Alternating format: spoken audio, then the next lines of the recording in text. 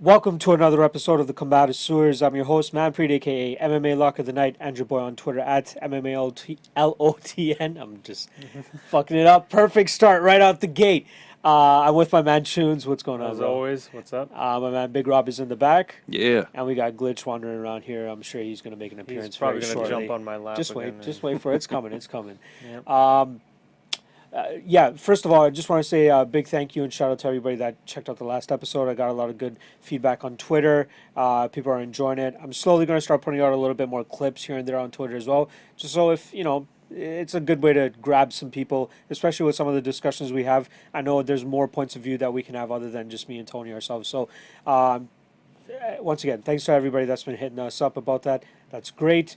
But let's just roll right the fuck into this thing. Actually, one thing that I did want to touch on before. I know you're not a big basketball nut, but would you say you would be heartbroken if Kawhi Leonard did not come back to the Toronto Raptors? Yeah, Yeah. seems that way. Yeah. It seems only fitting. He came for the year and he won a title, for fuck's sake. I know you were out of the house for most of the day today, but have you been following what's been going on with him today specifically? I think I got like a couple like 680 updates in my car. Something about like someone reporting that he would make more elsewhere because of taxes, so he's considering that. or So some not business going on. specifically about like what's going on with his negotiations or Oh, anything, okay. but physically with him. Oh, no. Apparently, he flew back into Toronto today on a MLSE jet, like the Maple Leaf Sports and Entertainment Okay. jet, and fucking CP24 was following them on a helicopter from the plane Oh, what the into fuck? two black Okay. SUVs because he was going from there to the hotel where he's going to be meeting with the GM of the Raptors. Okay. And apparently, there's a bunch of fans outside that hotel right now waiting to just see him and do like a little bit of a "Hey, we're here for you. Don't leave us, please." Oh my God, sports. We're all fans, leaving man. work. We're all fucking, giving up whatever we're giving up in this time to come just to get a glimpse of you and show you that we want you back, bro. Yeah, that's ridiculous. How crazy is that? One thing right off the bat, why didn't they just get in the penthouse and land on the heli? Like, come on, what are you Touche. doing? It's Kawhi Leonard. Yeah, minimum What did he's you think getting was gonna about happen? minimum Yeah. he'll be getting at least like if he's going to sign a 4 or 5 year deal, he's going to get $170 million. So I'm Holy sure he can fuck. afford a helipad drop off one day. Yeah, 4 years, 170 mil. dude, That's what these NBA there's a contracts have Canadian done, player. dude. Dude, there's a Canadian player, Jamal Murray, highest paid NBA athlete, Canadian NBA athlete ever, 170 million for 4 years.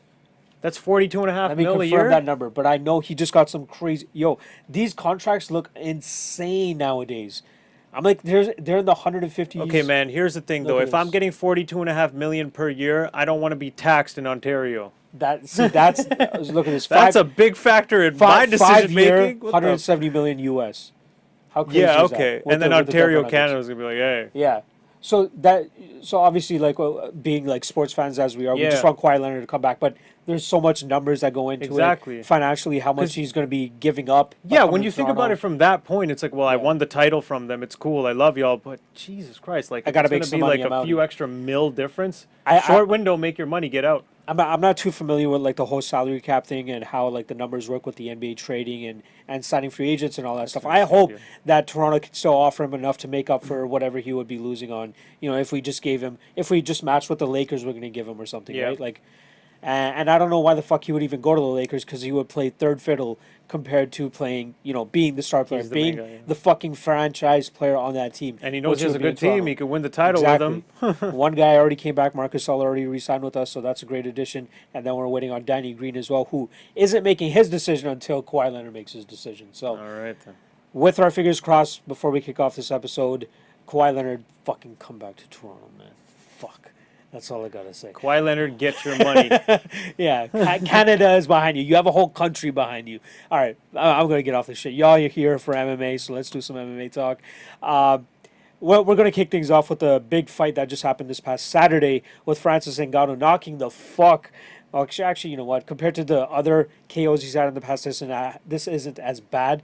But he finished his Junior Dos Santos in 71 seconds, I should say. Very impressive.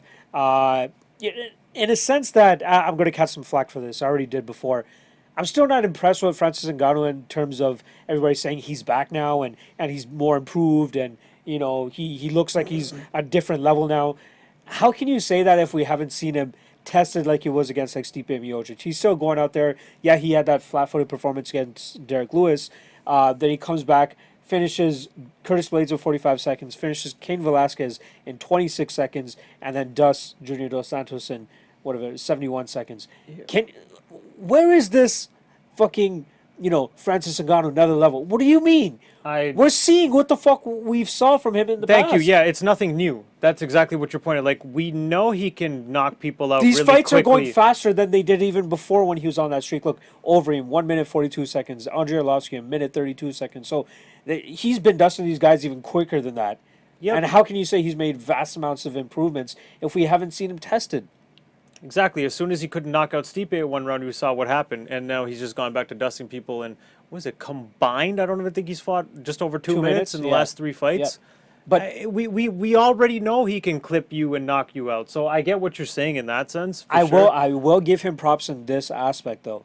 He took 2 very challenging fights for him. I believe he was going into both of those fights as an underdog, maybe not the Cain Velasquez fight, but Curtis Blades and Cain Velasquez stylistically are probably the worst matchups for him. He was the underdog against Cain. I know. I'm pretty sure he was against Curtis Blades. He was a heavy under. He was like 2.5. I think Curtis Blades was like minus 260. I bet pretty heavily on Curtis Blades for that fight too. So yeah, I remember that. And he was plus 200, and he just started 45 seconds. And that was a tough matchup coming off 2 losses too, stylistically. So you got to give it to him in that sense. For taking those, and the fights, they just so happened to not make it to the extent that we would see if he was able to actually make those improvements or not, right? Yeah, I agree with what you're saying. It's like you can't really say he's back when he's just doing what he always did before. There's no new variables here. It's the same thing.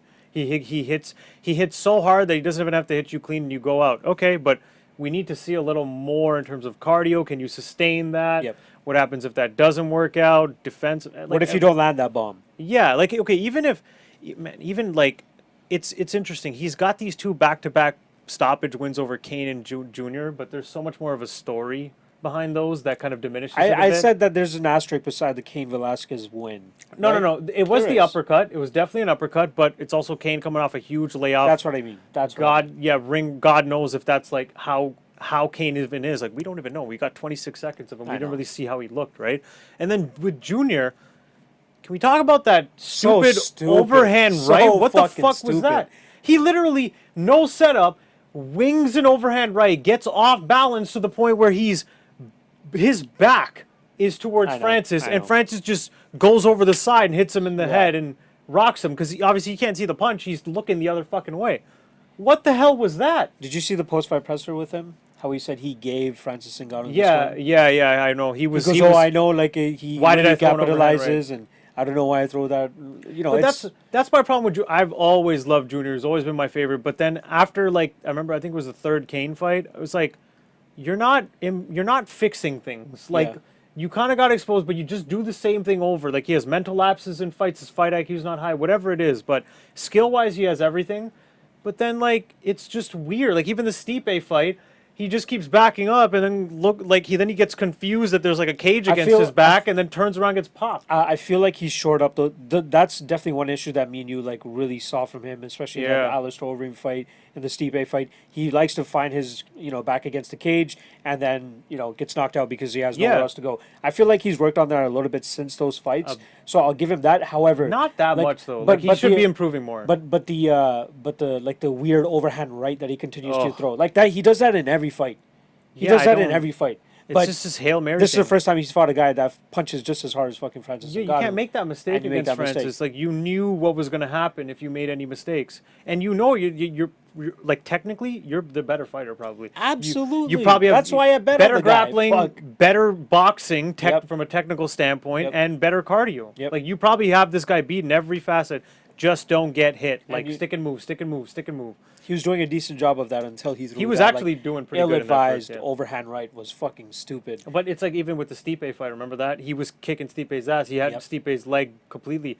Like, I don't think Stipe could have continued on much longer. Apparently his leg was really jacked. Was it the second round that he finished? No, it was the first. It was like 2 minutes into the first. And he only ate like 3 or 4 leg kicks, but I think it was because he ate the leg kicks, he kind of rushed Junior because he knew he was fucked with the leg. Yeah. And Junior just, once again, just back against the cage, gets popped, dropped. I will say about this, though, going in, because we all love Junior. He's like a big kid, and everybody loves him. I know. singing Purple Rain and shit. Yeah, everybody. I think a lot of people went in kind of tense, like, "Oh God, please don't get killed, knocked out. Junior. Yeah. Oh my God, you're facing a beast. It's Francis."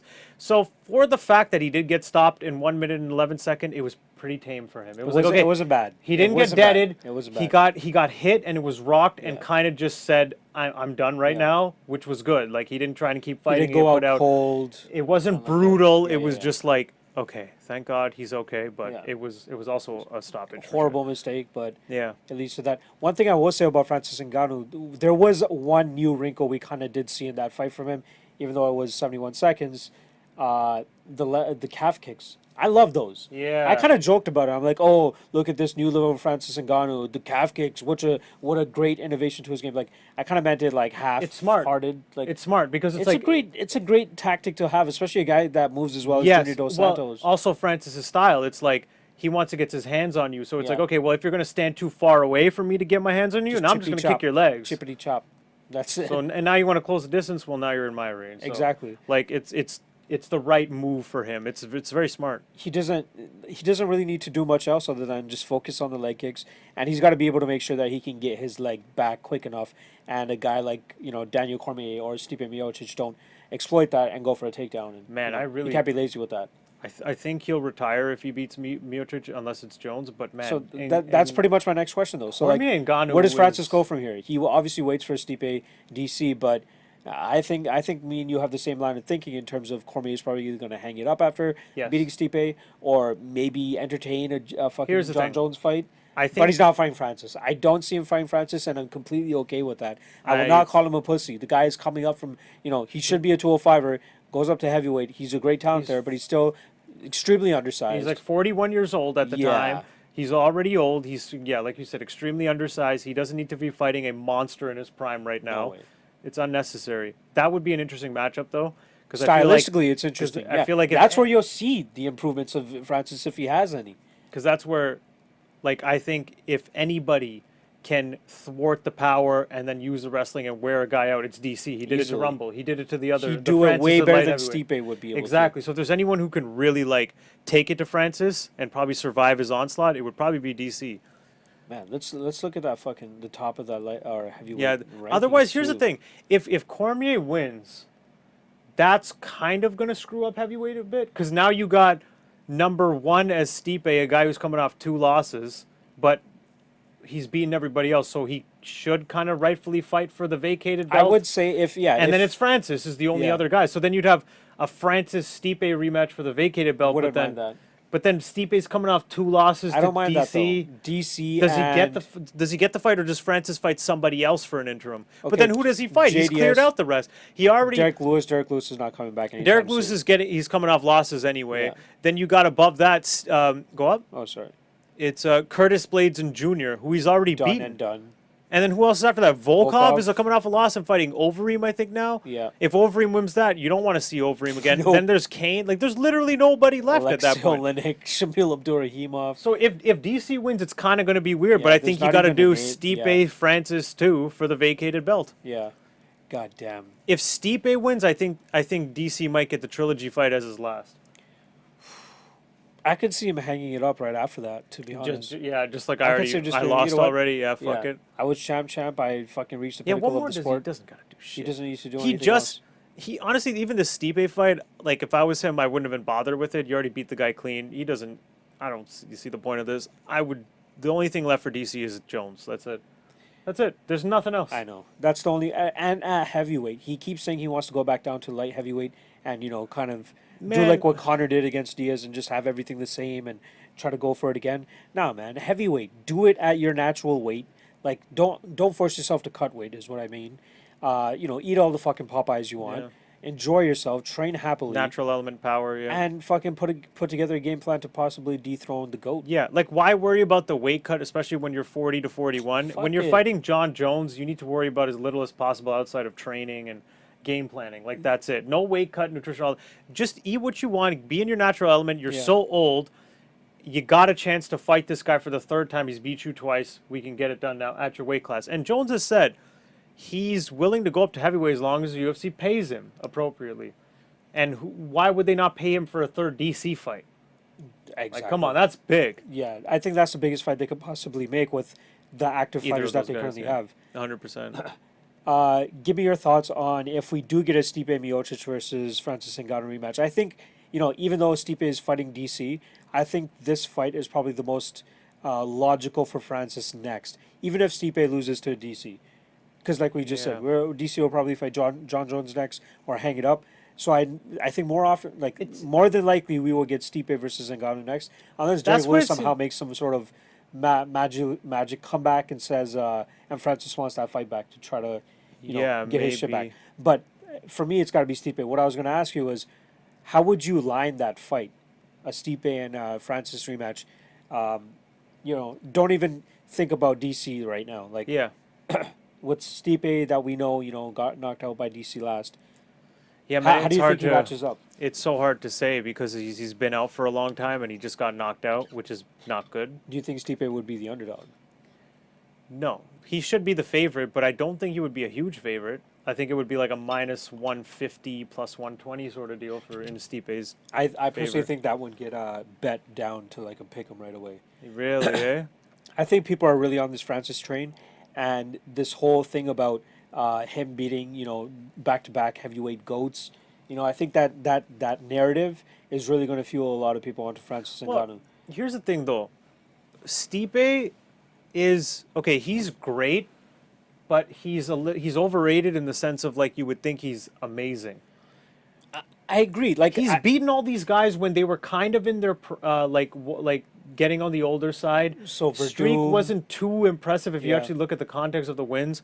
Even the Francis fight, that fight was more Francis being looking bad. It wasn't Stipe looking that great. That's the fight that I looked at. That was like, okay, this is why DC is going to beat Miocic. He still lost the first round, and he was getting hit, and it's like he did defensively. Like he's not that great. Like he's very great, just not amazing. Like that's how I look at. That's Stipe. why DC is always going to beat him, in my opinion. That's why DC's always gonna beat him. That's why those odds made no sense to me. I'm like 2.5 to 1 favorite for Stipe. What the fuck are we looking at here? DC's only lost to John Jones. I don't understand this at all. But yeah, like the Francis fight to me really felt like Francis looking like crap. Like if you look at all these wins, okay. Mark Hunt, he totally like grappled him. That was a good win. Yep. Arlovsky, fine, but Arlovsky was coming off losses, and a lot of people put him out. Werdum just charged him with his chin up in the fucking air. Absolutely horrible. Overeem was doing some weird game plan thing again. Yeah. And he rocked Stipe as well. That was weird, too, with the ground and pound, the way he finished him. It was just kind of like it was a position you would think that Overeem would be able to defend from, but he just kind of blocked and then got put out. That was so fucked. And then Junior, he bull rushed him again after he was losing that fight in the first couple of minutes. Yeah. They're good. Don't get me wrong. They're amazing wins, but you can say that about like anybody's streak. You can nitpick a little bit. No, but then there's certain guys who beat guys in their prime and properly, no question about it. With Stipe, it's always like I think he's going to take another L to DC, like what I'm saying is his resume makes him look better than he really is. I think. Yeah, that's what it is. Especially with the holding that record for most. Yeah. Like he's like an 8.5 out of 10, but his resume makes him look like a 9.5 or not like 10 out of 10 type fighter, right? You're like, okay, he's still amazing, but not that level. So I think we can both agree on the fact that we still don't see the full arsenal from Francis Ngannou, and it's very impressive that he's knocked out the 3 straight fucking wins that he just had. Tells us nothing new, but it still tells us nothing new. And again, if he wants to fight a guy like DC or if he wants to fight a guy like Stipe again, I personally think if it comes again, we'll get Francis knocking out Stipe. I think that's what's going to happen. I think he would do that in the first round because in the first fight he was very sloppy and just winging bombs, whereas if he comes out just even for the first round a little more crisp, like the Francis we've been seeing,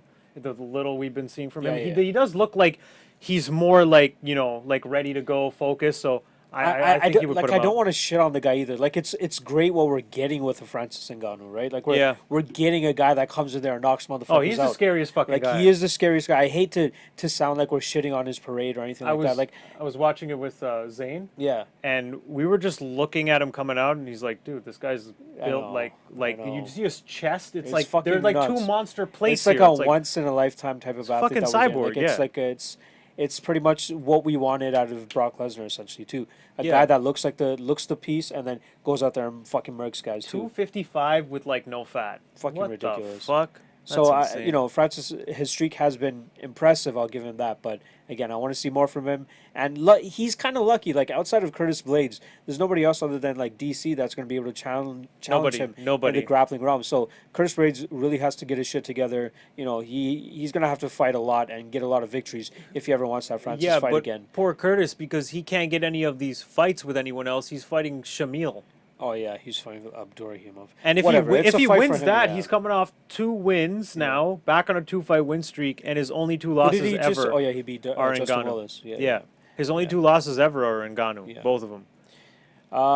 That's pretty much what I gotta say about Francis. Anything else you want to touch on about him? No. I think we fucking. It's hard, man. He's gotta not dead these guys so quickly. I know. All right, let's move on to our most impressive performance of the last 2 weeks. I'll let you kick this shit off. Oh, yeah, I got to pull up the list. Or do you want me to start while you pull it out? No, I got the list ready to right, go. Let's go. I had some honorable mentions, so I got to make sure. Okay, all right. So, honorable mention, Zombie over Moicano. I think that was like, I know it was really quick, and it's not too unexpected because we all know Korean Zombie can do that, but he was the underdog coming off a bad win, and that was a huge win over number 5, so got to throw that in. Now, these two, I was kind of like going back and forth on. So maybe I'll just do a bit of a split one, okay? We'll give it an even one. Randy Brown and Joseph Benavidez. Motherfucker. Okay. Go for it. Which one was continue. Randy Brown was a big underdog. He was coming off a bad loss to Nico Price, fighting a tough dude in Brian Barberino who had a war with Luque. Comes in as a heavy underdog, and he hasn't fought in a while. Not only does he beat Brian Barberino handily, he puts him out in the 3rd round. He beat him easier than Luque did. Yeah. Which is super, and he's so young in his career. So I just thought like the amount of improvements he made and the way he came in that fight, I was like, holy fuck, I don't think anybody expected this. That was a huge win for him to just like get people to forget about that Price knockout and just leap right back in the middle of the pack. So I thought that was super impressive, and I don't know, I think, are you going to talk about the Benavidez fight? I'll go into the You might as well, because one, what more needs to be said about that? Like, come on, dude. I want to quickly touch on that Barberino fight and the Randy Brown fight. I don't know, man. There was something, to me at least, seemed off about Brian Barberino. Like, he just didn't seem like. Well, maybe after that war with Luque, that it probably could have had an effect on him. So. I don't know. Like, it was impressive for Randy Brown, especially the fact that he finished him as well. Very impressive. I'll give him that. But just something looked off about Brian, and I don't know. But that's why I have to legitimately just give it to Joseph Benavidez. Like, that guy went out there, looked a little bit dicey after he got cut over his eye in that first round. And weirdly enough, like Tony made this point, he thought that, Formiga, he could see a case where a judge gave it to Formiga.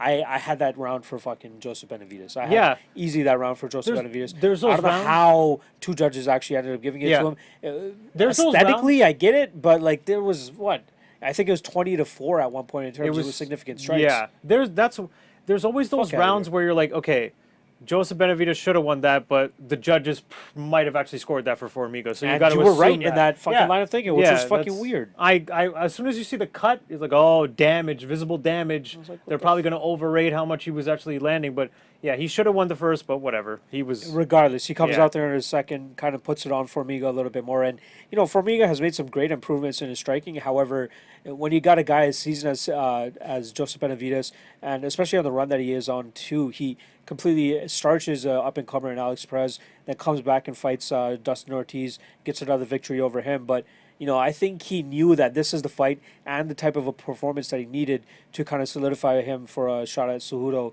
who he holds a victory over as well. So there's already a built-in storyline there. So, Benavidez did his part in terms of, somebody teeing this up for him, and he just fucking knocked it out of the park. He couldn't have asked for a better performance, and especially I think he'll be rewarded handsomely as well moving forward from that. So the one thing, we both kind of knew or felt that Joey B should win this fight. Stand up, it's not even close. Grappling, we thought Joseph Benavidez will be able to keep him off. Yep. But he even took it a step further and won the grappling offensively too. He got into bad positions, but fucking never stopped moving. And then he ended up winning the grappling. I think was it second round where he had like half guard control from top for a while or something like that. It might have even been the first. I can't completely remember. Yeah, it was. It's like, okay, like we already thought you could win it here, especially here, and now you give us that. Giving up his back and then scrambling twice. His scrambling is ridiculous. I think it happened twice too. I think fucking insane. Ben Folks was saying on the co-main event podcast, he's just like, yeah, it's like Joseph Benavidez will never ever fall into a bad position and like And stay accept there. it. He Yeah, will yeah, never yeah. accept it. He will just constantly keep moving Perfect. until it works out a little better for him. Perfect description. Like, yeah, that was just incredible. I What- love Benavidez too, and I think a lot of people were down on him after the Pettis loss. First of all, a lot of people thought he won that fight. I was actually one of the rare ones who That one kind of scored it sucked, for yeah. Pettis, because he got he Yeah. got dropped in the first, and then second and third he pushed the pace and probably could have won.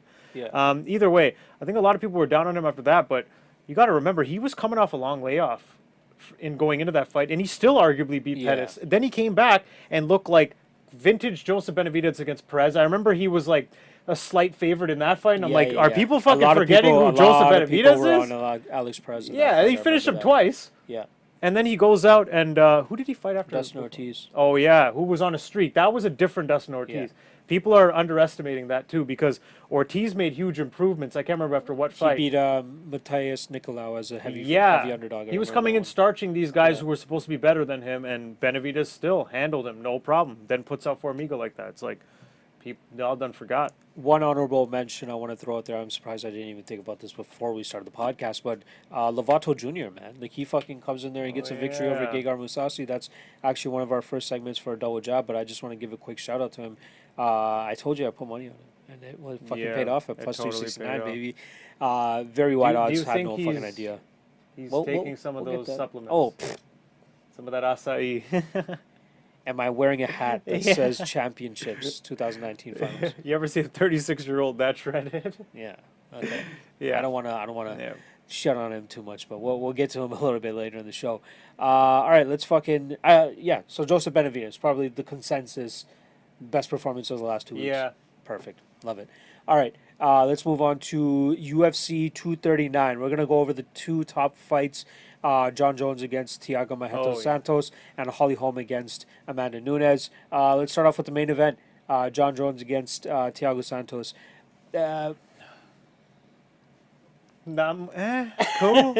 I guess if we got to get Jones fights, Yes. I guess if right? Jones wants to keep fighting and defend his title and get those see. wins in, Let's see, like, actually what's up there. cool. So, John Jones is fighting Thiago Santos. Santos is coming off of, Where I are we think, at with what the is it? rankings? Hold on, let's just tee this up Okay, in terms man, of. they got get DC out of the rankings. Okay, it's not fair to have him. We in know the, he's not there anymore. Let's see what Thiago Santos put together to get here. So his last loss was against David Branch By knockout. By knockout. Then he comes back and beats Kevin Holland, and then he went up to light heavyweight on short notice, beat Eric Anders in the third round, knocked out Jimmy Manuwa in probably the fight of the year in 2018, and then Jan Blachowicz stops him in the third round in Prague back in February. So he kind of just stumbled into this, if you really think about it. You know, the Eric Anders fight, he comes in as a short notice opponent for. I think that was Can't only remember. that was only made at light heavyweight because of the fact it was short notice, because they're both middleweights. It was supposed to be. I think we went over this before. It was supposed to be Glover Teixeira against Jimmy Manuwa. Glover pulls out. Santos comes in to fight Manuwa. Okay, Manuwa there. pulls out. In comes Eric Anders, so they just go ahead. And Eric Anders was a light middleweight as well, so let's not fucking Yeah, forget they were about that. both either. middleweights at the They're time. both going up to light heavyweight here. So Santos Gets gets the the victory Manuwa there. fight. Then he gets the Manuwa fight because Knocks that him was a out. fight that everybody already wanted to hear or see when they were originally scheduled to fight each other in September. And then he comes back and beats fucking Jan Blachowicz, who's up there in the rankings as well. So he just stumbled into a fucking title shot against the greatest fighter of all time. That Yan win though, that was impressive to me. Because was impressive. He wasn't like you see him in the Manuwa fight. You're like, okay, he just bull rushed the guy, and Manuwa's a bad chin. But let's see you do that against a John Jones or a high level guy. Blachowicz though, he kind of flipped the script. He kind of almost stayed back. Yeah. He didn't rush him or anything. Like he He actually was a little bit more methodical in that. yeah, fight, it's like, for sure. okay, so maybe there was a little bit of method to his madness in the Manuwa fight where he's like, okay, Manuwa, this is the right way to beat him. Just go right at him. It's probably Yeah. the better way to do it. Blachowicz, he stayed back, and it was weird because the fight ending sequence was Blachowicz just rushing him and getting clipped with like a right hook or something. You're like, what the fuck? I thought it would be He's the opposite, very if anything. blitzy. Yeah. Yeah, it was very strange, wild. but I thought that was like definitely his best win. But to get a title shot against John Jones, I don't know. I'm not completely mad. I'm okay with it. Like the fact that we Yeah, need I to mean- keep John Jones active. We need to else you gonna also foster the rest of the light heavyweights and try to find a legitimate number one contender. Who- And there are some guys, like not right now, they're probably a fight or two away. Okay. But we got Dominic Reyes still up there. We got fucking He's the only Alexander other guy. Rakic and Johnny Walker. Those are the three guys I'm most Yeah, excited those about. guys. Yeah, Those below three guys. them. But That's it. But outside anyone in the top 5, Thiago Santos is the only guy. Why is 'cause- Gus still ranked? Yeah, that's the problem. Because Jones already ran through Gus. He's already beat DC twice. Reyes needs another fight Yep. before he gets a title fight coming off that Vulcan fight. For sure. And I then agree. Smith he beat, and now So- he's all he got is Thiago. That's why I completely understand this Thiago Yeah. Santos booking because I'm not mad at the booking, but Yeah. it's not going to really timing get you wise, super it just excited. fucking worked out for Thiago. Yeah. He kind of just won this lottery in a sense. I'm sure he's going to Anthony get paid. Smith and him, both middle of the I know. pack I middleights. know. They just go up for like 2-3 fights at light heavyweight, and Hey, they're like Jones. top 5 guys. Yeah. Yeah, getting title fights against Jones. It's That crazy. just shows you, like I guess light heavyweight is on a bit of a resurgence with Reyes, Rakic, and Walker. but- Rockhold's coming in. I'm excited to And see Rockhold, Rockhold. exactly. That's one thing. That's another fight, even though it wasn't Like- kind of teed up. But that's a fight I want to touch on because Rockhold's talking about just stepping into a title fight after he beats Blachowicz here. If he runs through him, I'm okay with it. Who else are you I gonna fucking guess. do? Who Yeah, else you're are you gonna right. fuck? I think Jones wants to fight again before the year's out. Yeah, I could see that. I can see. I definitely think that Rockhold's going to have a somewhat of an easy time with Jan Blachowicz. Okay, here's the thing with Rockhold. I know people love to hate him. He's cocky and whatnot. I actually like fucking model. Rockhold. I like him. I He's love not, the guy. He's not the smartest dude, and Yeah, sometimes man. he stumbles. I love on his it. shenanigans He's with Brian good. Callen. Those he guys are seems like a fucking nice hilarious guy, together. though, and I like him, right? Yeah. From what I've seen. The Romero fight. Yes, he got knocked the fuck out, but do people not remember how good his boxing looked before that? He was jabbing Romero, sticking and moving. I was like, dude, Rockhold's hands look fucking great. He keeps making that same goddamn mistake where when people rush in, he wants Keeps to his left hand plant down, too. and hit him with that check right hook with his chin exposed. Outside of those mistakes, he hasn't really lost to anybody. He's been beating everybody. He already beat Bisping before that knockout happened. He was cocky, whatever. And the Romero fight, he was winning that Romero fight handily until Romero landed that bomb. Yep. Rockhold is a motherfucker, and I He's think people forgot how good he is. So at middleweight, at light heavyweight, I'm hoping without the weight cut, his chin can hold up, and we see like a new revamp. The thing with this Jan Crazy fight, version. though, I don't think that Jan's as much of a KO threat, one punch knockout threat, right? Like he went a full 3 rounds with Jimmy Manuel, I think twice, but maybe the first fight Manuel's chin wasn't as bad as it was the second time they fought. He had issues trying to put fucking Manuel was out. diminishing in that. It was For already sure. diminished in that second Yeah, fight, 100%. So like, there's that, but obviously like other fights too. Like we know he's not a one punch KO type of guy. Yep. I think if he's gonna have any success, it will be in the grappling, but I don't even think that he'll have that much success there either. I think Rockhold's jiu-jitsu and top game is fucking unparalleled. Remember what he did to David Branch? I And don't David remember. Branch is a high-level fucking BJJ black belt. Yeah. No And one he just fucks with fucking murked him. Rockhold on the ground. And Rockhold's a huge guy. He's gonna be massive at 205. And not cutting weight. Apparently, he walks around with like what?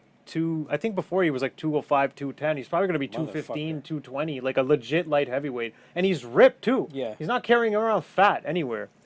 Yeah, I think just people just forgot about He's gonna fit there perfectly. Another name that we forgot to mention is Weidman's at light heavyweight now. He's officially announced his next fight. You know what? I don't know how to really feel about him until we actually see him there. He It's kind of like needs- Rockhold. We're seeing him this weekend, so that's great. But we don't know who he's going to get lined up against. We don't know who he's going to fight. He's been facing fucking murderers and is Yeah. 1-4. Lost all of his fights by finish. Yeah. We need to just get this guy a nice, easy, winnable fight to ease him into light heavyweight. Don't give him anyone too high ranked. I would say someone like a Volkan or a Corey Anderson or some shit. I think that's cool. Uzumir is lined up against Latifi. Give him the yeah, winner of wouldn't mind that. Corey Anderson. But I think Corey Anderson needs. Honestly, they should be fucking doing Dominic Reyes versus Corey Anderson. easily. But it seems like Dominic Reyes is holding it up, whether it's his management or what, a money thing. I don't know. Corey definitely wants to fight, keeps calling him out. I But agree. maybe Dominic Reyes, it's all strategic. They don't want to fight down, it's right? such a spit in the face of Corey Anderson to be ranked Number below 8. Dominic Reyes for sure too. That is pretty ridiculous. Especially the other guys too, Anthony Smith, Thiago Santos. Like Corey Anderson's been kind of doing his thing, right? Well, Like, the thing is, he's never gotten that big win, but that's Glover's also his because he biggest doesn't one, I get the guess. fight. Yeah. He's not getting the fights. yeah. That's Anthony true. Smith kind of came in and he got the big fights. Yeah. Or he got two good names and legends, and then he. So let's zero back in on our main event though. John Jones against Thiago Santos. How do you see it going down? How do you think John Jones? I think wins? it's- that's the real question. I think it's John Jones keeping Thiago on the outside, picking him apart. Santos can't close the range, and that either keeps going on for a while or eventually Jones just gets him down and ground and pounds him. I think if it hits the ground, Thiago Santos he's got about a minute. He's fucked. He's got maybe a minute Guys, left. it's over. Yeah. Just throw in the towel at if that he point. gets taken down before like a minute left in any of the rounds, especially after like the third round, it's just throwing the towel. Yeah, it's over. I broke it down in the podcast I did yesterday, but I feel like he's going to get Thiago down pretty easily. I think so. I too. think that, he can choose from there whether he wants to like go ape shit right away or if he just wants to be a little bit more methodical on the ground, chip away at Thiago Santos, and then in the second round he'll find either a choke or some sort of a finish.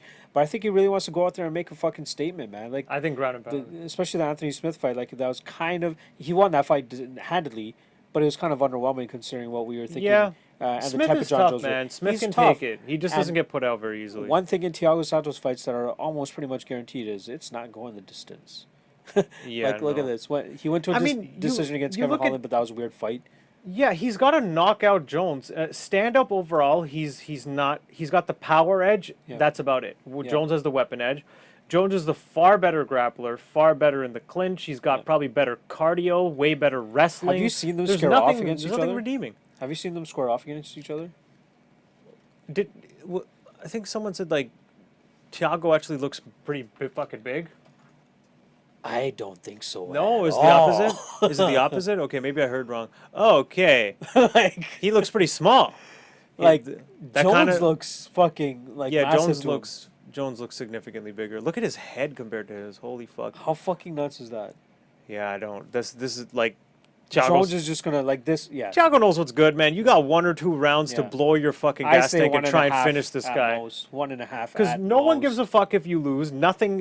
You don't take a step back. You just stay Yeah. where you are. And if you win, you're skyrocketed. So I kind of like one of the headlines that I saw was saying that he wants to go back down to middleweight, and who do you want to? He had somebody that he wanted to challenge. no, I he can't shouldn't. remember He gets knocked out easily. It seems at middleweight. These guys getting knocked out easily at middleweight, like Rockhold and Santos. Yeah, I like know. just stay at light heavyweight. I think your chin's compromised.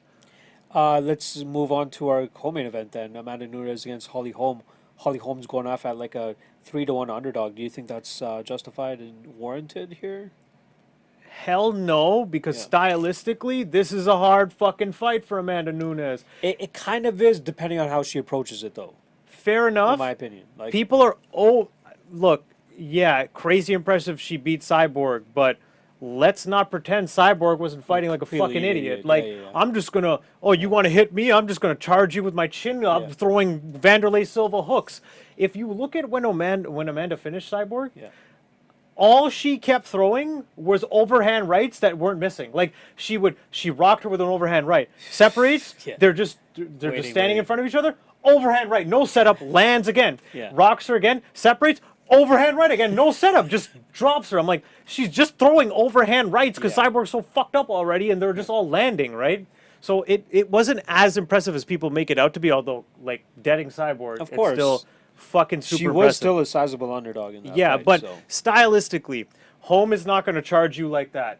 Yep. Holm is more of a point fighter, laid back. She doesn't mind making gonna a have boring to, fight. Amanda's going to have to be the aggressor, and when you are the aggressor, Holm is very crafty and tricky, and she can counter you and hurt you, even though she's not generally like a power striker.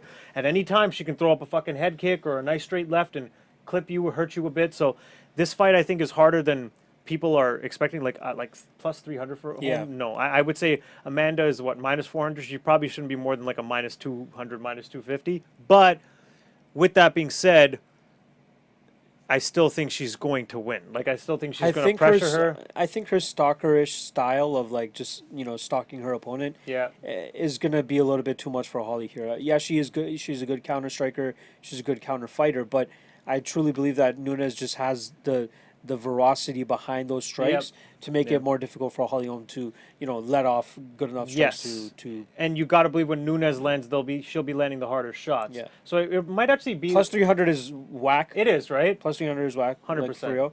I would rather say Holly Holm plus maybe plus 220, plus 200-ish. Plus is 200 more. maybe, yeah. I want to watch the thing that I need to watch again, like before I even make a final pick or play on this, is Nunes against Shevchenko. For the life of me, for some reason, I cannot remember their last fight, like even to a T, so or even a little bit. So 4-1 Shevchenko. okay, That's what I'm gonna I'll come say. back to you next episode. I'll come back to you and be like, hey, this is what I thought.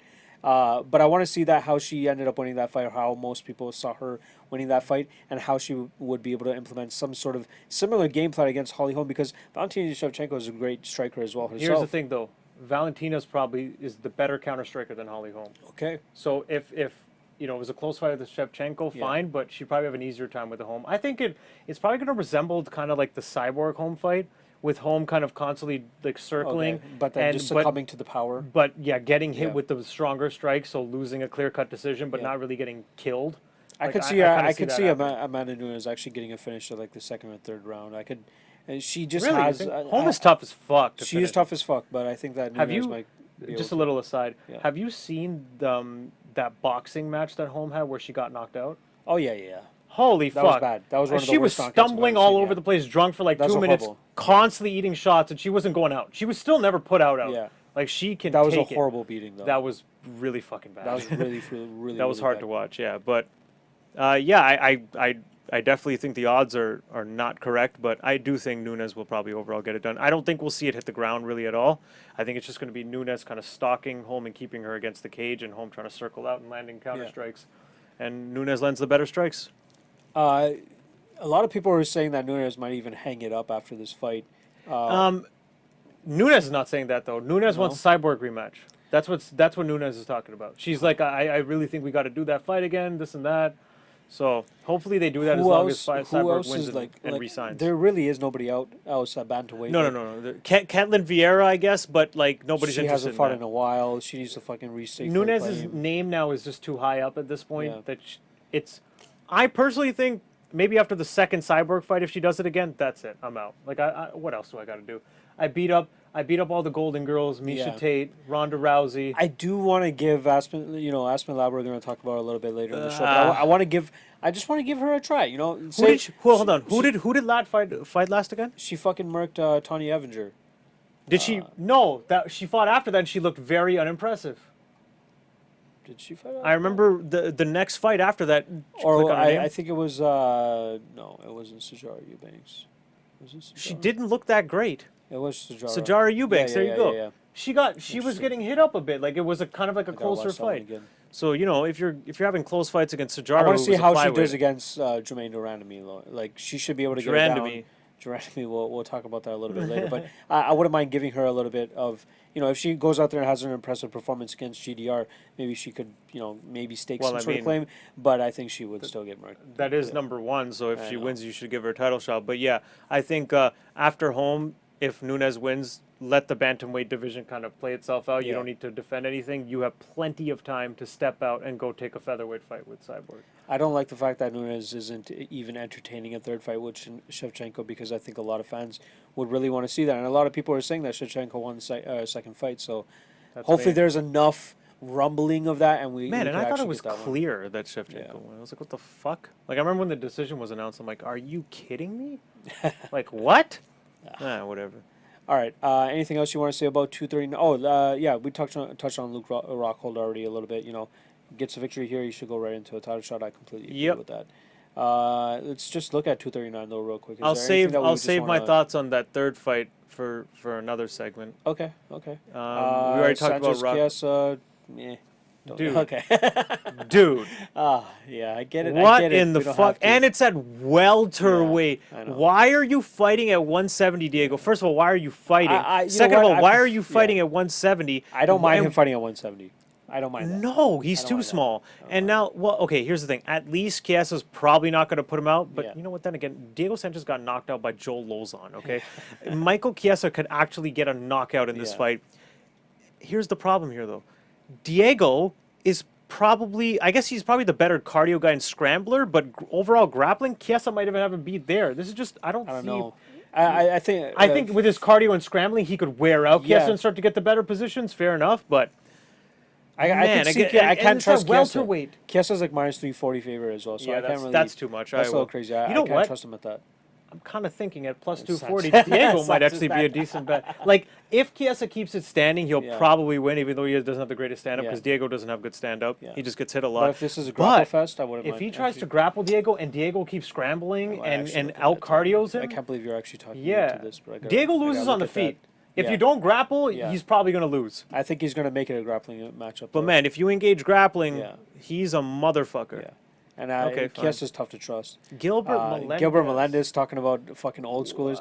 Yo, Diego Sanchez and Gilbert Melendez fighting on the same card. Last Remember that. win for Gilbert Melendez Was Diego Diego Sanchez.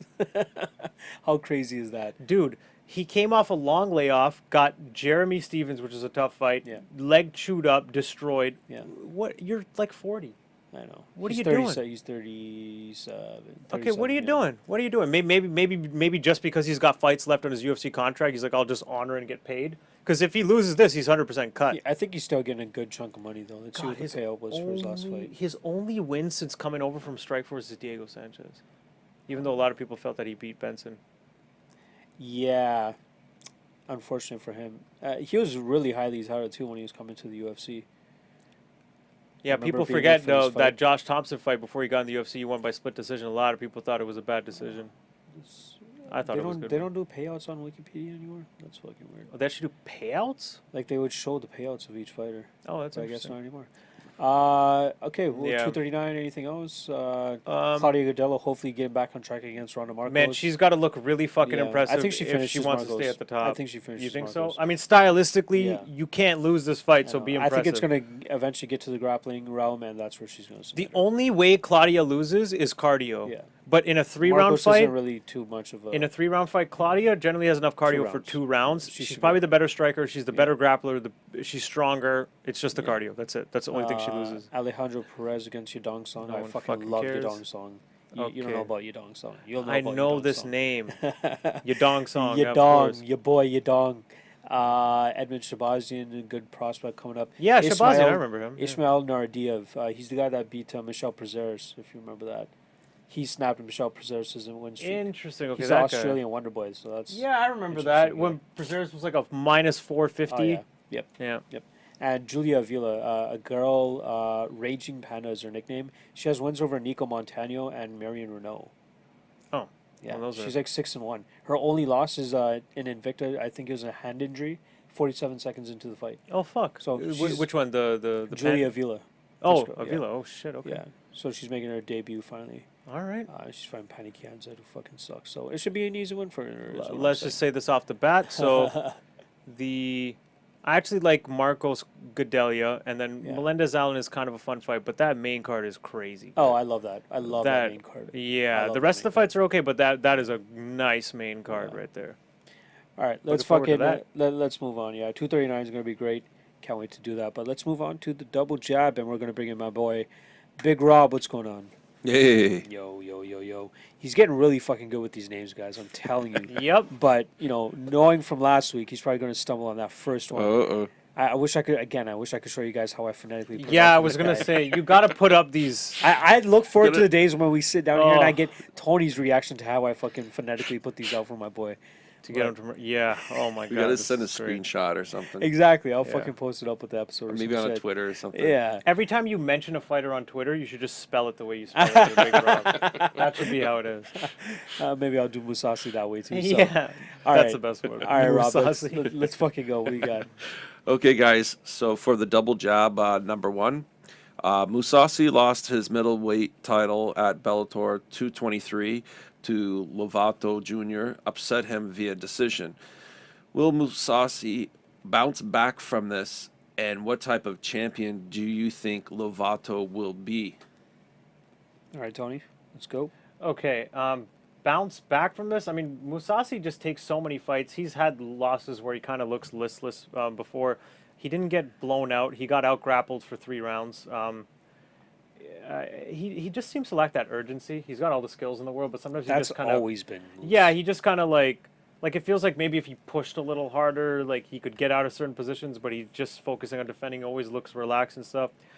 I don't see why he can't bounce back. I mean, he's still Gegard Mousasi. He's not old. He didn't look old or anything in the fight. He just got out grappled by a top level grappler.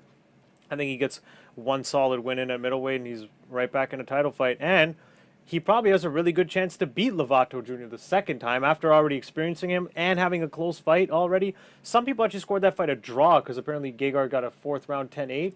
I would agree with the 10-8 in Yeah? that fourth round. Yeah, Interesting. Okay, so he beat the fuck out of Lovato. yeah, in that round. that was when he had him on the ground. Yeah, he was above him. Yeah, he was being. I was very scared that Lovato wasn't going to come back from that. Okay, interesting. And then he won the fifth round. That is pretty impressive. But yeah, I totally think Mousasi can come back, and I don't really look at this as like he's diminished that much.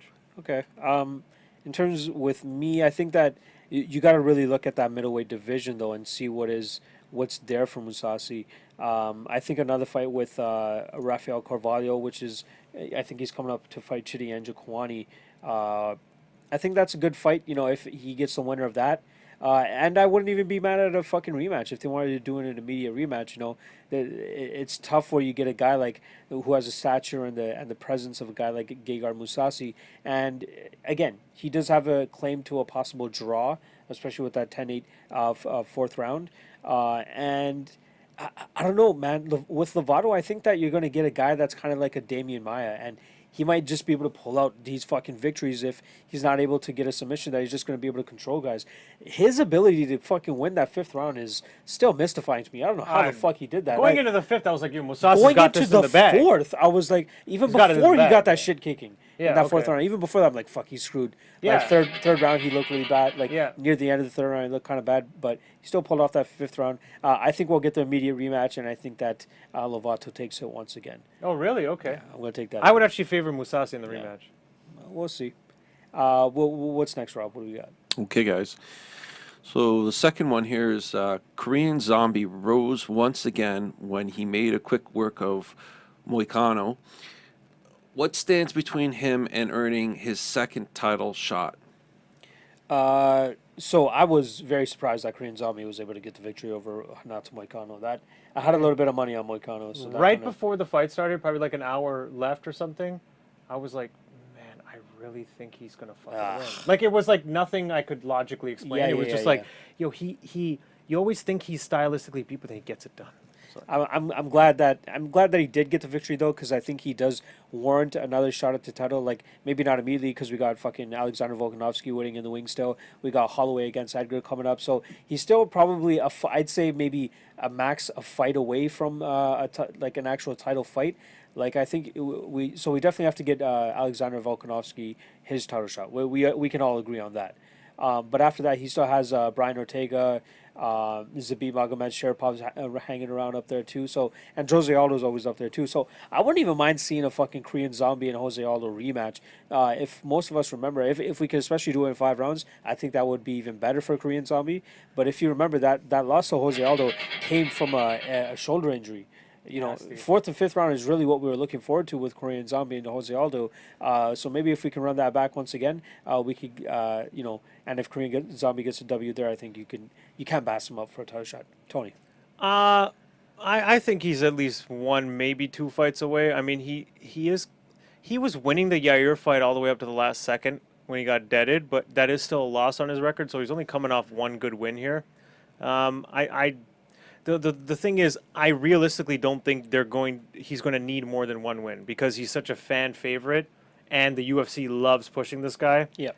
They're going to give him probably a good fight. Man, Korean Zombie against I think Zabit? Aldo. Could you imagine?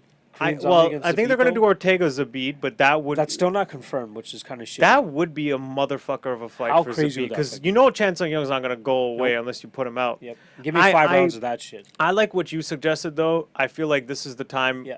to get his win back over Aldo. Yep. And if he's going to do it, now's the time. And it moves him up in the rankings, gets Aldo a good rebound fight. It makes all the sense in the world for both parties involved. So I see that being next. And realistically, I think he should have at least 2 more fights before he gets a title fight. But I could see it just 1 more. Cool.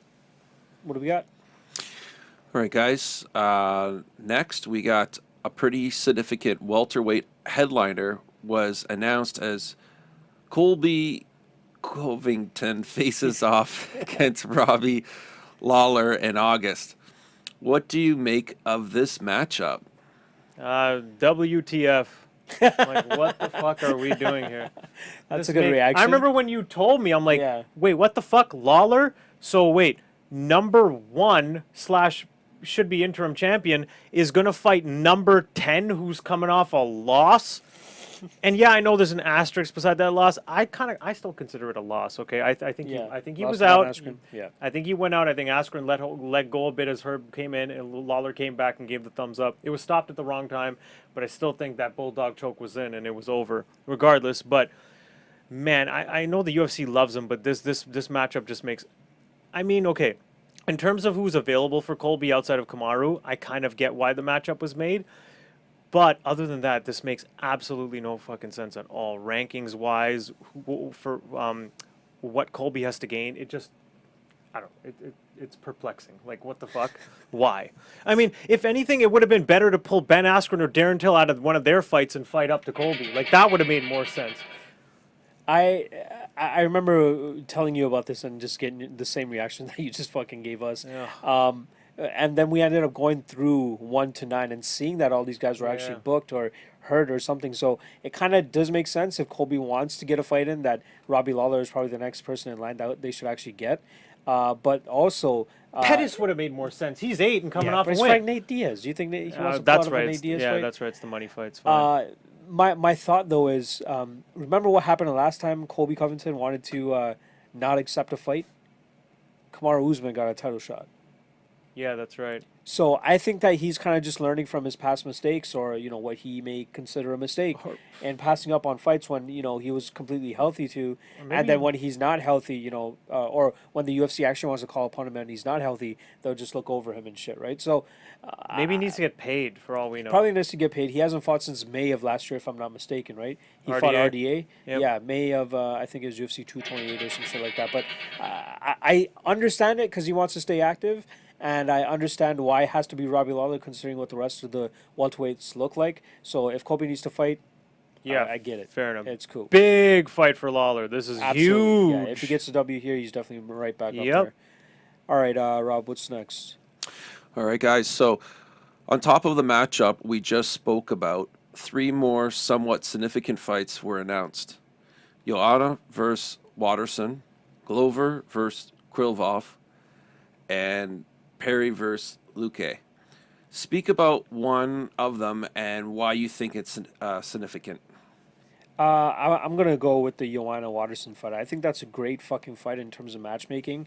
It should be an entertaining fight. However, I expect it to be kind of one-sided. I think that Joanna is really going to shine here. I think it's the type of fight that she needs, though, to get herself back into that top 1-2 discussion. I don't think that she was deserving of a title shot right away. Even though she has that victory over Jessica Andrade, I think the Wali Zhang, even though it's a little bit out of left field, I like that matchup with Jessica Andrade strictly because of them going into the China market, especially with the Performance Institute being opened up over there now too. They need a big, high profile fight like this, and Wali Zhang's fucking. She's big. She's good. Big dude. She's good. She's 19-0 or 19-1 or something like that, and she's only lost. Her loss was way back early into her career, but she beat Tisha Torres pretty convincingly in her last fight, and we know Tisha Torres is a staple in the top 7, top 10ish of the division as well. So it might have been a little bit of an early title shot for her in most people's eyes, but I think that it was very well deserved for her. And Joanna, if she gets this victory over Waterson, she's right back in discussions to fight for the title, especially if Andrade wins. You got a good story there. Yeah, I like this fight too. Waterson was going on her little mom champ campaign. It was cute, but it Fuck was also that. delusional No, as fuck fuck. Like, who the hell have you Yeah. beaten so impressively to Yeah. get a title shot when you're ranked number 7? That was one time where when they asked Dana, but I kind of agree with him. He's like, no, she's ranked 7. Yeah, What the fuck? yeah. I was like, yes, thank you. Come on, that's the right reaction there. You want to keep campaigning for a title shot? Okay, here's your chance. Go beat the former champion Joanna, because if you get a good win over her, then no one's going to complain if you get a title fight. So I think this is good matchmaking. It's a good way for Joanna to get back in, not get a super tough fight, a very winnable fight, get a win in the strawweight division again, be 1 or 2 fights away from a title shot. And Waterson, it's finally her toughest test to actually break into the top 5 and be title contention worthy. So yeah, that's definitely a good matchmaking in my opinion. I like that. Real quick, Perry and Luque though. Fire. That's gonna be a fun fight. That's Give gonna me be some fire. That's gonna be a I'm glad you fun touched on that ass fight. Yeah, I just so saw glad that. you I'm like, touched on Jesus, that. matchup wise, that's Co-headlining really the fun. Uruguay card, which is fucking sick. Let's I'm be really real. excited Luque about that. should win it, and Luque should probably be getting a bigger fight, being on a 6 or 7 fight win streak. But just for fun, it's fucking awesome. I'm not complaining. Something I just want to point out though: Weili Zhang dropped a spot, Dropped to and 6. Claudia Gadelha went Yeah, up they just- when nobody Gadelha fought. hasn't done anything since she fought fucking Nina Ansaroff. No one. When the fight was announced, Wiley was 5 and Claudia was 6, and they just. Why would reversed you it. even switch it, especially with Weili getting a title shot? I guess week to week, Fucking when the media stupid. changes their rankings for whatever fucking reason, Makes it no affects sense. these rankings. But I mean, if So both dumb. if both have been inactive, there should be no changing happening. All right. Well, I think we got one more left. Yeah. All right, let's do it. All right, so number 5. All of a sudden, the lower weight classes have interest generated for themselves. How would you like to see the Cejudo I got this, guys. I got Pressure. It's the pressure. Benavidez and Sterling situation work out? You did it, Big Rob. Thank All you. right. Thank you. All right. So, I would personally like to see Cejudo defend his flyweight title against Joseph Benavidez next. There's no one left at flyweight for Cejudo. It's a chance to avenge a loss. Benavidez is looking like a monster. Resume-wise, everything lines up. That fight should happen.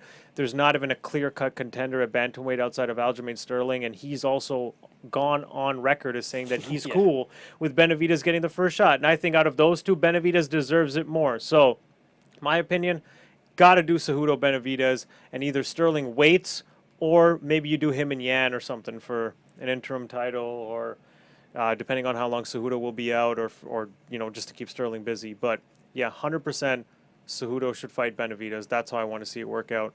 I think, if I was Sterling, I would sit out. But the problem is that you might be sitting out a while because Cejudo's injured, and then if he comes back and fights Benavidez, when's he going to be free to fight a bantamweight again? Probably next summer. It's going to be a while. So I think that Aljamain Sterling is going to have to wait at least until a year, probably International Fight Week of next year. Yeah, July. That makes sense. At best, that's considering Cejudo comes out unscathed against Benavidez, which is kind of, I would say, unlikely due to the fact that you're going to get a fucking war with Benavidez, That's gonna be especially a with good how fight. he's been looking.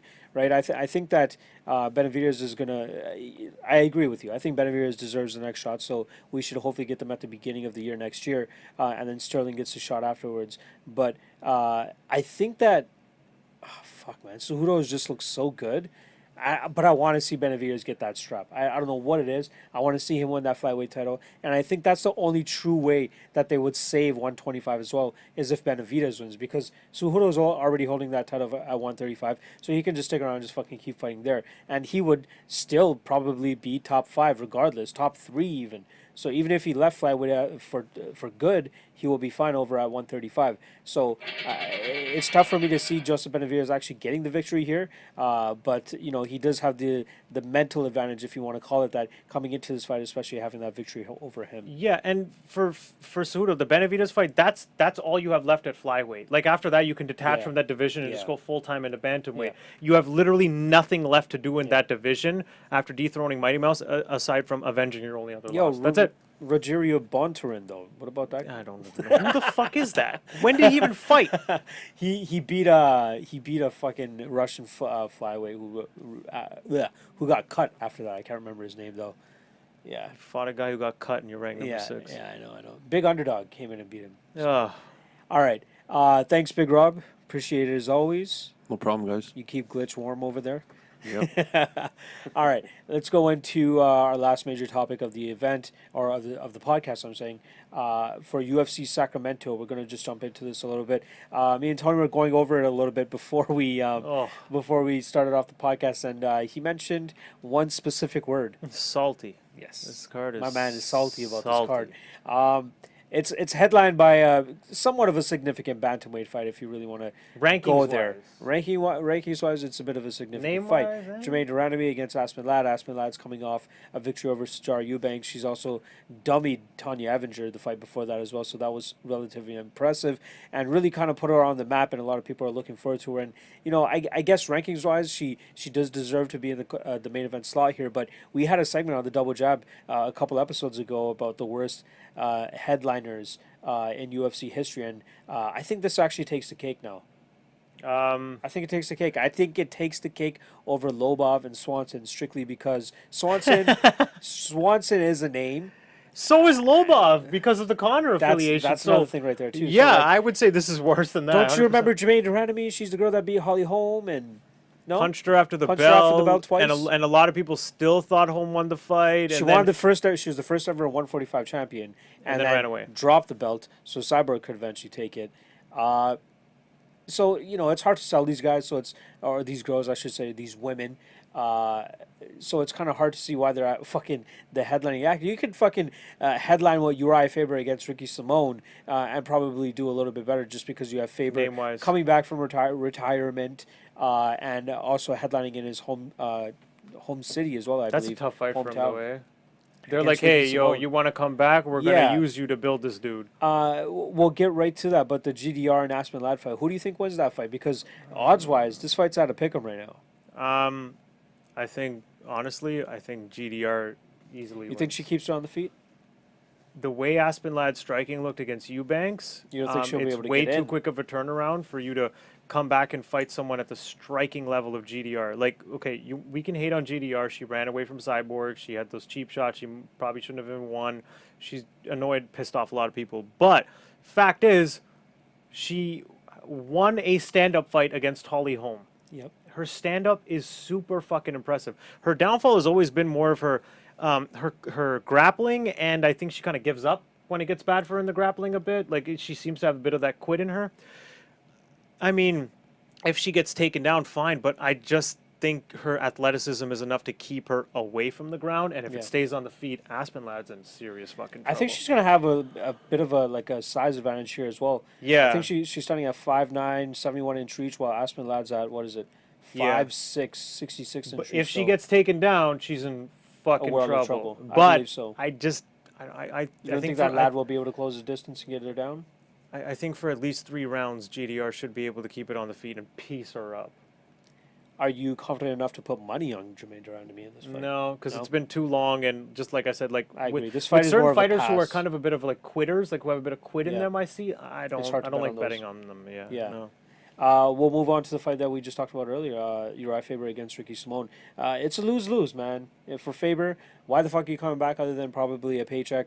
But you come in here against a guy that has, the only thing that he's really known for is having a mullet, and then fucking beating Merab Dvalishvili in such a weird way. That was it's a lose-lose. That was that weird decision, right? That was where Merab was apparently out. Oh, when the bad submission stoppage. Yeah, Okay. well, he was out when the timer went off, and they declared him he lost via technical submission, where Merab was saying he was there. I don't want to get into that. That's a whole other can of Interesting. I worms. gotta rewatch But that. I remember what that. I'm trying to say is that Ricky Simone is a tough fucking customer. I think he yeah. actually should. He is the favorite in this fight. I think He he's should roughly around minus 220 right now. Wherever Uriah Faber thinks he has the advantages here, you have Ricky Simone, who is just as good as him, and younger, and more athletic, and just hungrier, I would say as well. Maybe we get Dad Faber. I was about to say. We got Dad Cowboy. We He's got been- Dad Faber now. Who Uriah's fight- watching Cerrone and going, Yeah. yo, I could do just this had a shit. kid. Yeah. Maybe I could do that. What's that? I got that. I mean, whatever that is you got from being a dad, I got it too. So maybe he comes in here and fucking shocks everybody, finishes Ricky Simone in the first round with a crazy, spinning head kick or some shit like that. Probably not, though. So I find it to be a very interesting. I'll commend him for accepting this fight because only hardcore fans know how good Ricky Simone is. But most people that are coming here are probably going to be like, "Hey, Faber should just come in and steamroll this guy." They're probably for a rude awakening, though. I think the problem with Faber is he never evolved. He never gets better. Like he was always Cruz the same fight fighter. is always pretty much the same. Always the same Cruz fighter. will always win with the same goddamn game That's plan. right. He's always the same fighter. He comes in, he's got good hands, good grappling, but his stand-up is predictable. It's not hard for these guys to figure out. He doesn't get better, especially with this new generation of guys coming out. You're slower, you're older. This is just not a good fight. Look in at his my last opinion. 3 fights. Lost to Dominic Cruz, okay, obviously. You beat Lost Brad to Jimmy Pickett. Everybody's Rivera, beating Brad and then Pickett. beats Brad Pickett in his farewell fight, quote unquote, which was also in Sacramento, California. And as he well, wasn't so. competitive in any of those losses. It No. was easy for the guys to just stick to a game plan, stick and move, and beat this guy. It's not difficult to do it. You just got to avoid pretty much a couple of overhand rights and maybe like a guillotine or in grappling if he gets you down.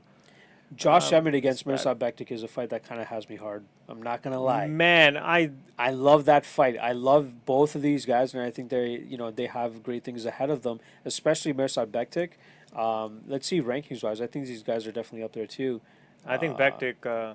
Look, I Bektik is bet at 12 and Emmett is at 9. I bet on Emmett against Johnson. I will say I got lucky with that bet because, like, based on how that fight was going, it wasn't the didn't best. go the way I thought Yeah. it would go, and he didn't look that great to me. Yeah. He was just like, he seemed dead set. Like, I'm just gonna land this one overhand right and knock him out.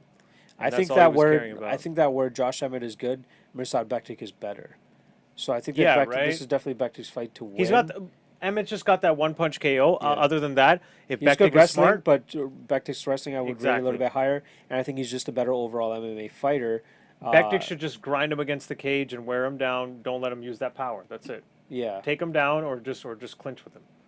I like. I definitely like Bektik here, and I think he'll finally make a splash in so that too. featherweight division. So he should crack the I top agree. 10 there. Another interesting fight is Beneil Dariush against Drakkar Klose. Beneil Dariush, he was on fucking death's door fighting Drew Dober. Almost got finished twice. That was my and then lock. I came back. remember I for that. I was know. like, "Yo, I know. Dariush, he's gonna Easy run money, through easy Dober. money. His grappling is I so know. much better." I was know. right on that Yeah. aspect, but the stand-up difference was no. So I think that Dariush might have some trouble here with Drakkar Klose. The odds are pretty close, and I Sty- might even bet Drakkar Klose is an underdog here. stylistically, isn't it kind of the same? Close is a stand-up fighter, doesn't like grappling, so I think they're he's a pretty bit much better overall too than Dober. than I would Dober on say. the feet. Yeah, Yeah. right. So this is a tough matchup. This is like Dariush getting a chance to kind of do better against a similar type of Hopefully, he fighter. can redeem his chin here too, because that's definitely very questionable after that Drew Dober fight. I know a lot the of people are thinking Hernandez about fight. that Hernandez fight as well too. Marvin Vettori against Cesar That's a Ferreira. fun fight. That's a decent fight. It's good for Cesar Ferreira to get back on the horse. I don't know why the fuck Carl Robertson is fighting some guy named Wellington Turman. Yep. Andre Fili against Shaman Rice. That's a pretty good fucking Oh, fight. that's kind of I like that fight. yeah. Wow. I definitely like That's that probably fight. flying under the radar, but Yeah. actually it's headlining the prelim, so at least it's getting that. You like Yeah, Shaman that's Rice fine. here? I like Shaman Shaman Rice Rice, just sir. lost to someone. Zabit, was it? No, not Zabit. That was a He while did ago. lose a beat. No, but he recently just lost to someone else. Sadiq Yusuf. That's though. what it is. Sadiq Yusuf I is on remember. next. That was a great fight. Yeah. I remember that fight. Yusuf's that was a good fight. next level fighter, though. I think he's definitely up there. I'm surprised he's getting Feely. I swear Feely's coming off a good win. No, he lost to. Oh, yeah, he he beat Monster. Jury. I remember that. Interesting. Yeah, that's interesting matchmaking. So we go. Okay, yeah, Feely versus Shaman. Honestly, I can't tell you who's going to win that, but that is actually a really fun fight. Yeah. Livia Hanata Souza against Brianna Van Buren. I think Van Buren is Invicta champ coming over. Okay, don't know anything Darren about her. Elkins against That's Ryan Hall. I That like should be an this. interesting fight. I like this fight. It's a good stylistic matchup because you don't want a guy who's afraid to engage Ryan Hall in grappling. It could get a really boring and weird fight. And Darren Elkins is probably dumb enough and tough enough to engage get with the at grap- Ryan yeah. Hall and take him down, and Yeah. then you can get some fun little scrambles. And I he's don't got know the if cardio. Elkins will be able to stay out of the submissions, though. I think if he fucks around in the grappling Man. at all, he might get fucked. I think it turns into grappling. I think it's Darren Elkins taking him down and using ground and pound, and Hall looking for the submission. But I would not be surprised if the fight is largely Darren Elkins ground and pound from top position and winning that. I just think later in the fight he gets a little bit too slow, and I think that's where Ryan Hall is going to be able to capitalize.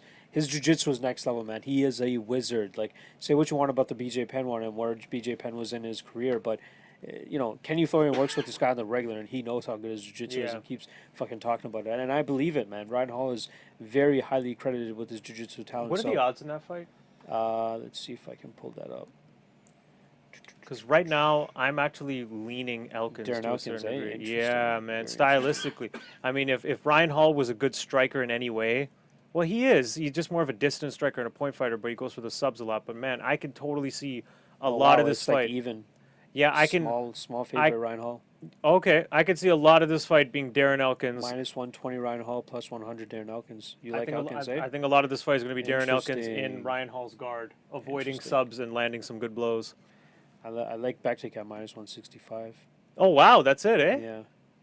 Interesting. Okay. See, I think that's a case of them putting too much stock in Emmett's win over Johnson. Yeah. Hey, it was a nice looking win, but outside of that 2 seconds where he landed that punch, he wasn't doing that great. Yeah. Shayman Moraes as well. I like him at minus 150-ish. Yeah, I We was got I was fucking leaning Shayman. Gian Vellante coming back, but he has a really tough matchup in Mike Rodriguez. Oh my God. And then we got Leo. Is he the Pino. most frustrating fighter to like Ever. be a fan of, Ever. or like if I was Ray coach. Longo, To coach. how do you have any hair left? Mike Trimble or Keith Trimble is his fucking head coach, and that guy, like, yeah, that guy is bald. Like for a you reason. just hear them screaming, like Yeah. do this, do it. He just fucking doesn't do anything. Yeah. Like he's so frustrating to watch. All right, let's get your top three safest winners in the main card. Let's try. Okay, Let's do this for every fucking Okay, podcast. Let's see if we can do that. I like that. I'm gonna go with Simone over Ricky Faber. Simone, Yep. Mirsad Bektik, Andrew no, Cesar Ferreira. Okay. You give me three. You think Caesar's gonna win that? I believe he will win that fight. Really? I think Marvin's Let's got see him. what that fucking those odds are. Because if Marvin I can get Vettori, dog man. money on Cesar Ferreira. Marvin Vettori, he decent, but- he had like the closest fight against Israel, but also Israel was. Oh getting wow, back. Caesar's the underdog. Interesting. what I thought, man. Okay. You know what? I'm gonna go opposite. I'm gonna say Vettori, Ricky Simone, and yeah, I don't know. I don't know who else. Who else can you say is like a lock? Fine. You know what? I'll say it. I'll say Elkins over Hall. Elkins over Hall. Okay. Yeah. Elkins. All right. Elkins, Simone, and Vittori. Okay. Yeah. Let's see who the fuck does better next week. Or in 2 weeks from now. All right. Yo, maybe we should do that actually, eh? We should track some picks and Yeah, see. just for the fuck of it. Yeah. Just go head to head against each other. Me and Rob had a couple like things that we were like brainstorming yesterday in terms of ways that we can like kind of innovate this podcast a Yeah, little bit more, exactly. add more to this channel. Even like a Combatosseurs presents fucking like something competitive where me and you go head to head on things like Oh, I'm you know down. whether it's Yeah. picks or even like fucking like I suggested like we should just play like a pickup game of ball against each other. I know you have like fucking Yeah. a solid two feet on me, but I'm Yeah, but I have decent. no I gotta get skills. screwed. I know. Yeah. You have So- all the skills. I yeah. just have the size. Yeah, That's so it. We can even do like a Mario Party game or some shit like that, Mario Kart or some shit. We I can was do gonna say fun some sort of shit, video so game or something. I That'd wouldn't mind be doing that funny. shit. Even UFC 3, we UFC can fucking 3. just even do that shit. So Yeah. we're finding ways to make this shit a little bit more fun. But I know we can figure that out. No worries. All right, last one. Most anticipated fight of the bye week. What you got? We got this weekend UFC 239. We got Gotta pull the list out. Sacramento going down the week after that. And then we got also Bellator 224 that has jack shit on Okay. it. So for you me, the runner-up is Rockhold Blachowicz, just because I'm super curious to see how Rockhold looks at light heavyweight, and I really. Oh God, sorry. One Glitch is second. here. Glitch is He here. almost fell. He almost fell. Okay. I'm just super curious to see how Rockhold looks at light heavyweight. I'm fingers crossed. I like Rockhold. I hope he runs through him and gets into like a title contention fight. If not getting the next title fight, that's a runner-up. But my most anticipated fight has to be Ben Askren versus Jorge Masvidal. God damn, eh? Fuck yeah. Seriously? Fuck yeah. Okay. I can't wait for that. Big fan of Ben Askren. And I love Jorge, but just from where they are in their careers and who could go for, I want to see Ben win. Yeah. But this is a tough ass fight for Ben. Just because while closing the distance, he's got a lot to worry about. He's so far behind in the striking against Masvidal. It's not even funny. It's not even funny. And that gap might be just as big as like the grappling gap. So it's going to be an interesting fight. I could easily see Masvidal putting him out in like a minute or two.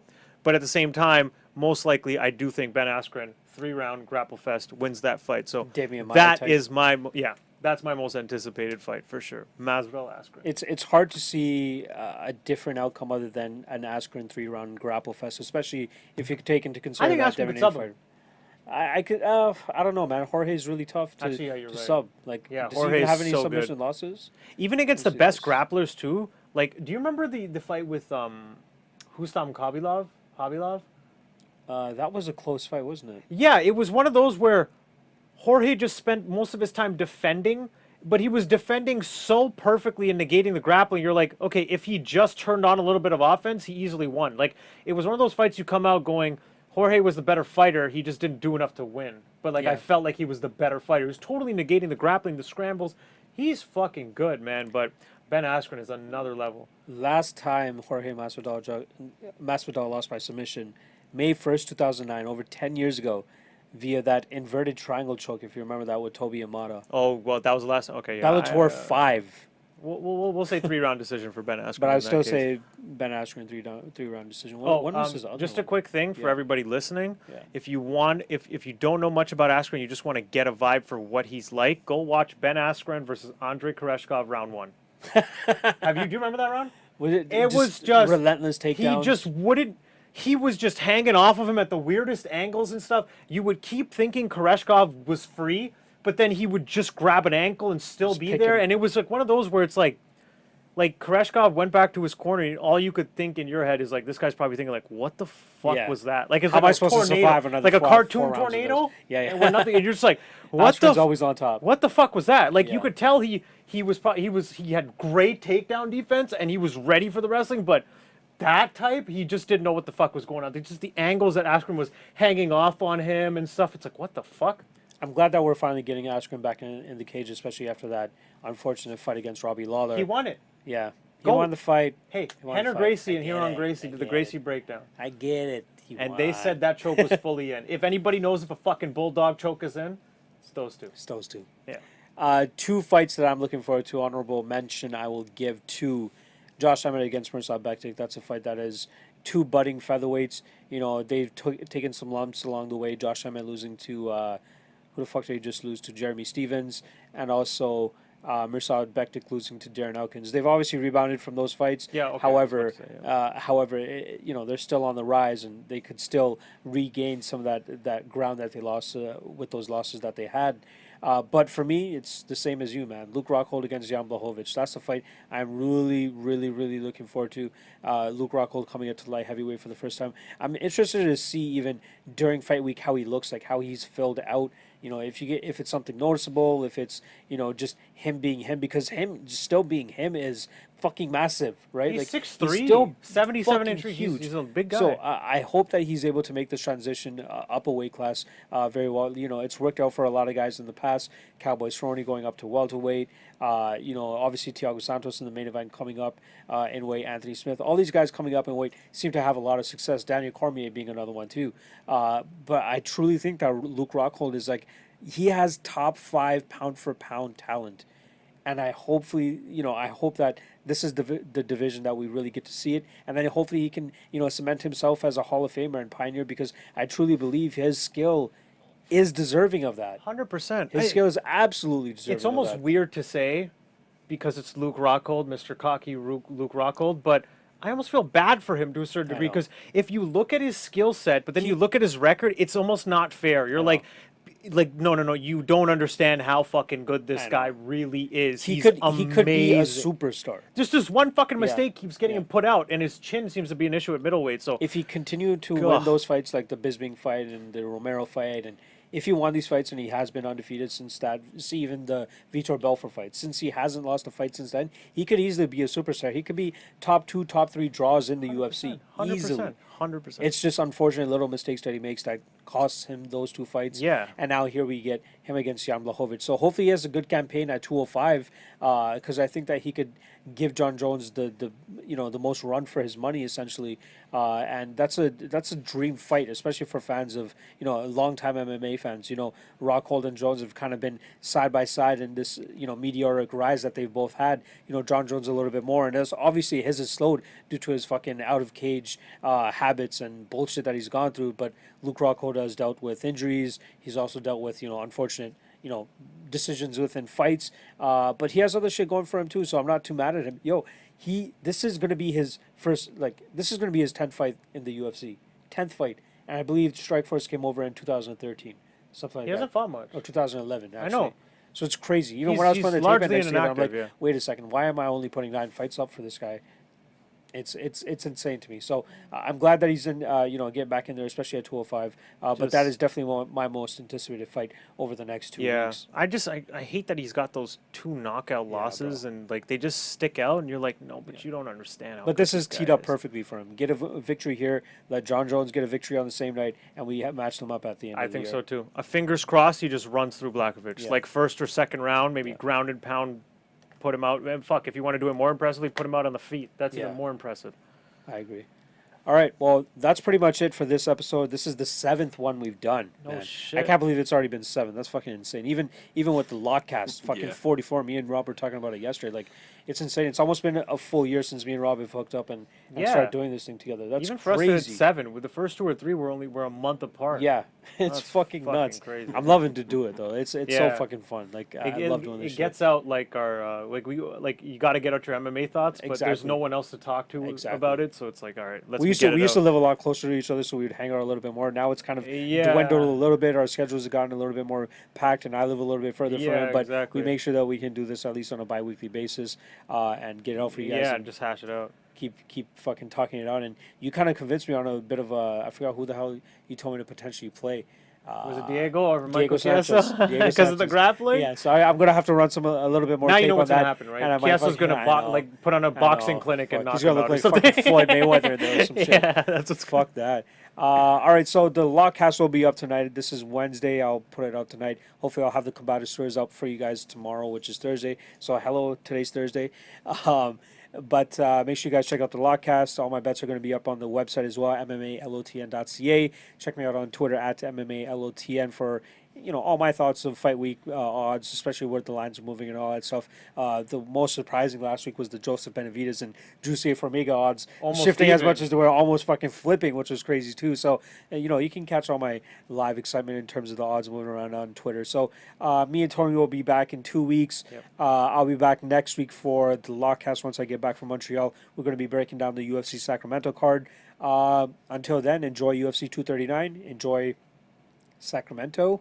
Kind of, because I will Sort of. kind of speak to you guys then, and it's salty as fuck according to Tony. Background it, maybe? Yeah, exactly. Background it, play some fucking COD or Overcooked if you guys are on that Overcooked life right now. But yeah, enjoy the fights. We'll see you guys soon. I'll see you guys next week. On my behalf, Tony's behalf, Big Rob in the back, and Yeah. Glitch somewhere there on the ground. Yep. We're out. Later. All right.